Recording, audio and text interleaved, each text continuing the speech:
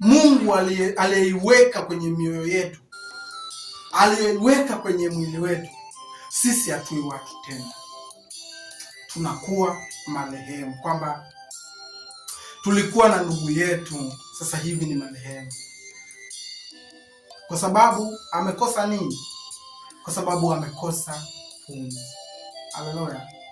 Kumbe tunatazama, mtu anapokuwa ameikosa pumzi, anakuwa hana thamani tena ya kuwa kwenye ulimwengu huu tulio nao. Anatoweka, anaenda kuishi mahali pengine tena, ambapo anatulia kusubiri hukumu. Nataka nikueleweshe wewe ambaye unanisikiliza, kila mwanadamu aliyoko duniani, haijalishi ameokoka, haijalishi hajaokoka, anapokuwa amekufa, roho inaenda kutulia mahali huku ikisubiria nini? Ikisubiria hukumu. Sasa watu wengi tunakuwa hatujui, kwa sababu hukumu ni sehemu ambayo iliyojitenga. Yaani ukisikia mtu ameisubiria hukumu, ina maana yuko mahali fulani ambapo giza sio giza, mwanga sio mwanga, nuru sio nuru. Yaani yuko mahali ambapo amekaa amesubiria hukumu. Kwa mtu anapokuwa amekufa, haijalishi ameokoka, haijalishi hajaokoka, haijalishi alikuwa ni mzinzi, haijalishi alikuwa ni nani, anakufa. Akisha kufa, anakaa mahali kusubiria hukumu. Haleluya!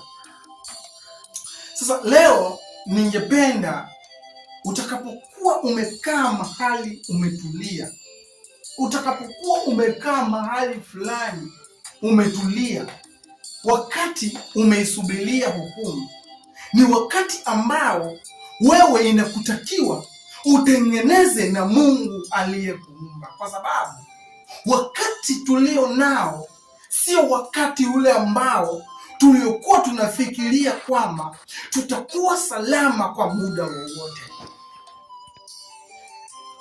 Na ndio maana unashangaa leo upo, kesho haupo, na kesho kutwa pia haupo.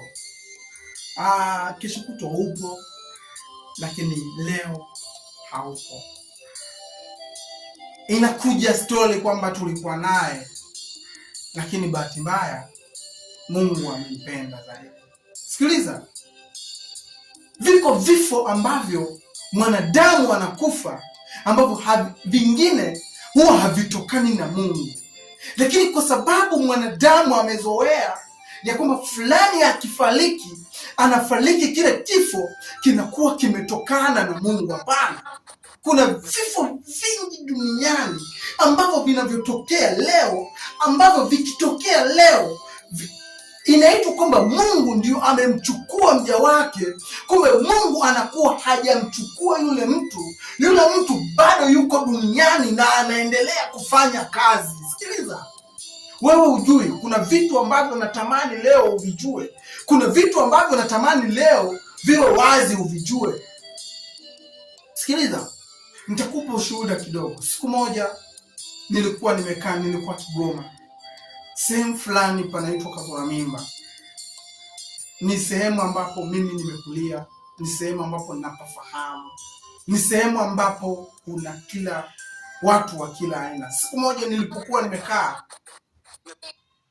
nilikuwa ninafanya huduma ya saluni. Sehemu ambayo nilikuwa nimeweka huduma ya saluni, palikuwa ni sehemu ambapo pako wazi sana. Halafu pembeni kuna vijiwe vya kahawa, mfano kama vijiwe vya kahawa 3 au 4.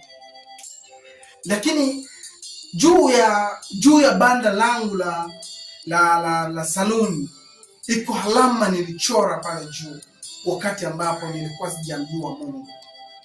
Ile alama sijui ilitoka wapi, ile alama sijui ilitoka kwenye ufalme gani, lakini nikajikuta asubuhi nilivyoamka nikajikuta naichora ile alama. Ile alama nilipokuwa naichora, nilipomuita mchoraji kuichora ile alama, kwanza kabisa watu wengi walipata ajali eneo lile. Yaani ukifika eneo la kazini kwangu, hata kama unatembea, hata kama uko juu ya baskeli, unajikuta umeanguka tu ghafla. Haijulikani nini kimekudondosha. Sikiliza.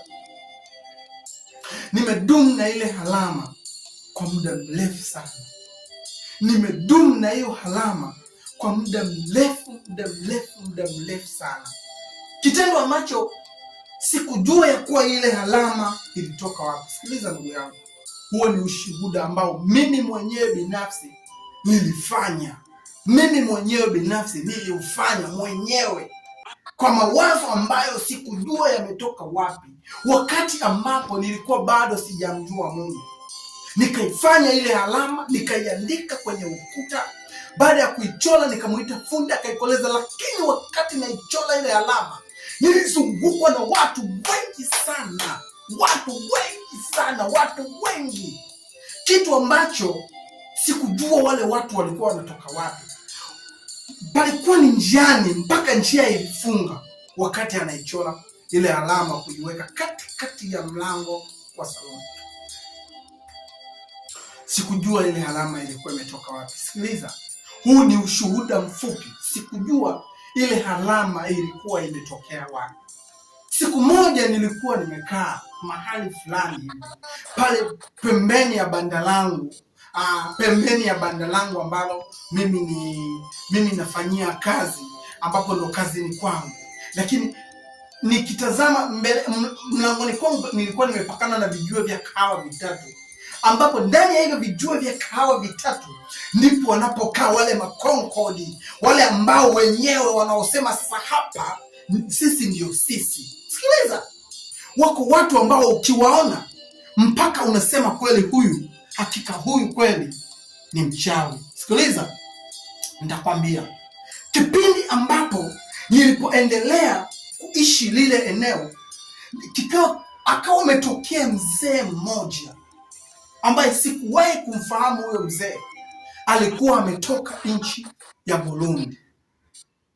Sikuwahi kumjua huyo mzee ya kuwa ni nani, lakini anasema ametoka